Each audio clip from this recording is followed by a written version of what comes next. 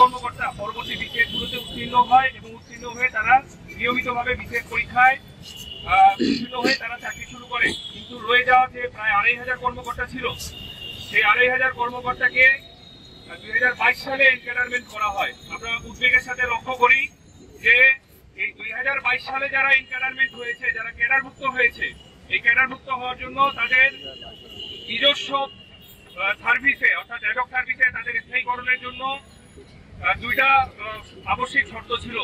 আবশ্যিক শর্তের মধ্যে একটা ছিল তাদের প্রশিক্ষণ নিতে হবে, তাদেরকে তাদের সার্ভিসের জন্য পরীক্ষা দিতে হবে। তারা কোনো কিছু না নিয়ে এনক্যাডারমেন্ট হয়েছে 2022 সালে। আমরা হতবাক হয়ে লক্ষ্য করেছি 2022 সালে তারা যখন এনক্যাডারমেন্ট হয়, সেই এনক্যাডারমেন্টের পূর্বেই তাদেরকে ক্যাডার পদে পদোন্নতি দেওয়া হয়েছে। তাদেরকে পদোন্নতি দেওয়া হয়েছে 2016 সালে। আমাদের প্রশ্ন হচ্ছে যে কিভাবে 2022 সালে এনক্যাডারমেন্ট হওয়া কোনো কর্মকর্তা 2016 সালে 17 সালে কিভাবে পদোন্নতি পেতে পারে? এনক্যাডারমেন্টের পূর্বে যে সমস্ত পদোন্নতি জারি করা হয়েছে তাদের পক্ষে আমরা সেই অবৈধ পদোন্নতির পক্ষে দাঁড়িয়েছি। তাদেরকে তাদের সার্ভিসে যে স্থায়ীকরণ করা হয়েছে অবৈধভাবে, আমরা সেই অবৈধ স্থায়ীকরণের বিপরীতে দাঁড়িয়েছি। তাদেরকে এনক্যাডারমেন্ট করা হয়েছে অবৈধভাবে, তাদের সেই অবৈধ এনক্যাডারমেন্টের বিপক্ষে দাঁড়িয়েছি। একই সাথে তাদের এই সমস্ত ধরনের অন্যায় যে সমস্ত করা হয়েছে স্বাস্থ্য মন্ত্রণালয় থেকে বিগত সময়ে, সেই অন্যায়গুলোকে প্রমার্জনা দিয়ে বর্তমানে তাদের একটি প্রমার্জনার গেজেট জারি করার অপেক্ষায় আছে। এই প্রমার্জনার গেজেট থামানোর জন্য বিগত সময়গুলোতে অর্থাৎ বিগত গভর্নমেন্টের সময়ে আমরা স্বাস্থ্য অধিদপ্তরে বিক্ষোভ সমাবেশ করেছি। বিগত 9 জুলাইতে আমরা সাংবাদিক ভাই বোনের মাধ্যমে আমাদের সারা দেশব্যাপী যে অন্যায়গুলো হচ্ছে, বিগত 9 জুলাইতে, আমি আবারও বলছি 9 জুলাইতে, এটা 5 আগস্টের সাথে সম্পর্কিত নয়, 9 জুলাইতে আমরা সংবাদ সম্মেলন করে সবকিছু জানিয়েছি। পরবর্তীতে বিগত 13 তারিখে আমরা অ্যাডভাইজার মহোদয়ের সাথে সাক্ষাৎ করেছি এবং অ্যাডভাইজার মহোদয়ের সাথেই আমরা 3 বার সাক্ষাৎ করেছি। আমরা স্বাস্থ্যের বর্তমান সেক্রেটারি মহোদয় যিনি আছেন তার সাথেও আমরা সাক্ষাৎ করেছি। জনপ্রশাসনের নবনিযুক্ত যিনি সিনিয়র সচিব আছেন তার সাথে আমরা সাক্ষাৎ করেছি। বিগত এক মাসে আমরা সচিবালয়ে দায়িত্বশীল ব্যক্তিবর্গ যারা আছে প্রত্যেকের সাথেই আমরা যোগাযোগ রক্ষা করেছি এবং মিনিমাম আমরা 20 থেকে 25 দিন সচিবালয়ের প্রত্যেকের দ্বার প্রান্তে আমরা প্রত্যেকের দ্বারে দ্বারে ঘুরেছি।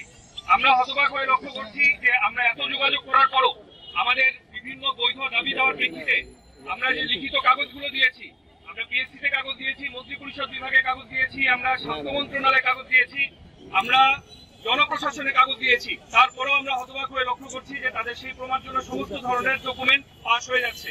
আমরা বিষয়টাকে অত্যন্ত উদ্বিগ্ন। এই উদ্বিগ্ন হওয়ার কারণ হচ্ছে আমাদের টোটাল 35,000 ক্যাডার কর্মকর্তা শুধুমাত্র 2,000 অ্যাডহককে বা সাবেক অ্যাডহক বর্তমানে এনক্যাডার তাদেরকে সুবিধা দিতে গিয়ে 35,000 ক্যাডার কর্মকর্তাকে ক্ষতি স্বীকার করা হচ্ছে। আমরা কোনোভাবেই এই অন্যায় মানব না। আমরা চাই না বিসিএস বিহীন ভাবে কেউ কোনোভাবে বিসিএস ক্যাডারে অন্তর্ভুক্তি পাক। বিসিএস ছাড়া কোনোভাবেই যাতে ক্যাডারে কেউ অবৈধভাবে অন্তর্ভুক্তি না পায়, আমরা সেই জন্য আজকে সমবেত হয়েছি। বর্তমানে আমাদের টোটাল 6টা দাবি রয়েছে। সেই 6টা দাবি আমি একটু জানাচ্ছি সকলকে। 1 নম্বর হচ্ছে যে অ্যাডহক যারা সাবেক অ্যাডহক ছিল 2010 এবং 11 সালে নিয়োগপ্রাপ্ত, সেই 2010 এবং 11 সালে নিয়োগপ্রাপ্ত যে অ্যাডহক কর্মকর্তারা রয়েছে তাদেরকে তাদের সার্ভিসে অবৈধভাবে স্থায়ীকরণ করা হয়েছিল, আমরা সেটা বাতিল চাই। তাদের সার্ভিসে থেকে আমাদের ক্যাডার সার্ভিসে 2022 সালে তাদেরকে এনক্যাডারমেন্ট করা হয়, আমরা সেটা বাতিল চাই। তাদেরকে আমাদের সার্ভিসে এনক্যাডারমেন্টের পূর্বে প্রমোশন দেওয়া হয়েছে, এরকম সংখ্যা প্রায় 1500, আমরা সেই প্রমোশন বা পদোন্নতি বাতিল চাই। আমরা তাদের যে অবৈধ পদায়ন করা হয়েছে অর্থাৎ 2022 সালে তাদেরকে এনক্যাডারমেন্ট করা হলে কোনোভাবেই 2022 সালের পূর্বে তারা ক্যাডার পদে পদায়ন পেতে পারে না, সেই পদায়নগুলো বাতিল চাই। বর্তমানে তাদের যে অবৈধ প্রমার্জনাগুলো চলমান রয়েছে সেই অবৈধ প্রমার্জনাগুলো বাতিল চাই। এত বড় অন্যায় আমরা মেনে নিব না। 35,000 ক্যাডারের সাথে হওয়া যে অন্যায় চলমান সেই অন্যায় আমরা কোনোভাবেই মেনে নিব না। আমরা এই জন্যই আজকে শহীদ মিনার প্রাঙ্গণে সমবেত হয়েছে আমাদের দাবি জানাতে। কারণ আমরা দেখছি বিগত গভর্নমেন্টের সময় যে অবৈধ কাজগুলো হয়েছে অ্যাডহকের সময় অ্যাডহকদের পক্ষে, সেই অবৈধ কাজগুলোকেই বর্তমান গভর্নমেন্ট এসে প্রতিনিয়ত আরো দ্রুততার সাথে পাস করে আছে। আমরা কোনোভাবেই এগুলো মানব না। আচ্ছা, যদি আমাদের যে সমস্ত বৈধ দাবি, এই বৈধ দাবি আপনাদের আরেকটু তথ্য দেই। বিগত এপ্রিল মাসে, বিগত জুলাইতে, 10ই জুলাইতে মন্ত্রী পরিষদ বিভাগ থেকে আমাদের উপস্থাপিত যে আবেদন ছিল যে অনিয়ম হয়েছে আমরা 10ই জুলাইতে সেগুলো জানিয়েছিলাম। 10ই জুলাইতে মন্ত্রী পরিষদ বিভাগ থেকে তদন্তের জন্য স্বাস্থ্য মন্ত্রণালয় বরাবর চিঠি প্রেরণ করা হয়েছে। স্বাস্থ্য মন্ত্রণালয় অদ্যাবধি সেই তদন্ত শুরু করেনি।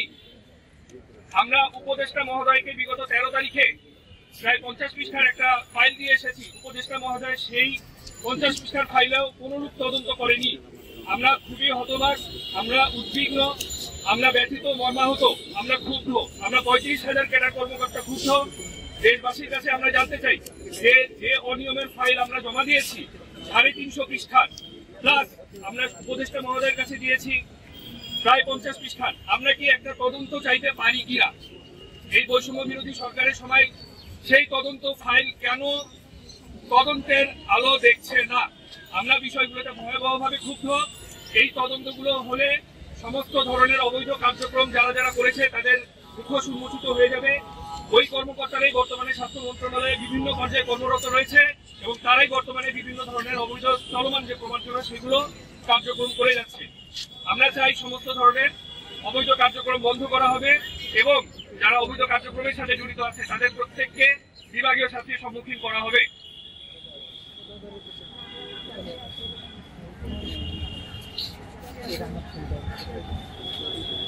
আমরা আরো জানতে পেরেছি যে বর্তমানে যে সমস্ত অবৈধ প্রক্রিয়া চলমান রয়েছে, যে কর্মকর্তা, সেই কর্মকর্তার বোর্ড নিজেই হচ্ছে অ্যাডভোকেট কর্মকর্তা এবং বিগত গভর্নমেন্টের সময় সুবিধাভোগী।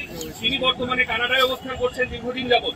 আমরা সবকিছু নিয়েই আমাদের যে অভিযোগগুলো সেগুলো আমরা জানিয়েছি। আমরা কোনোভাবেই চাই না যে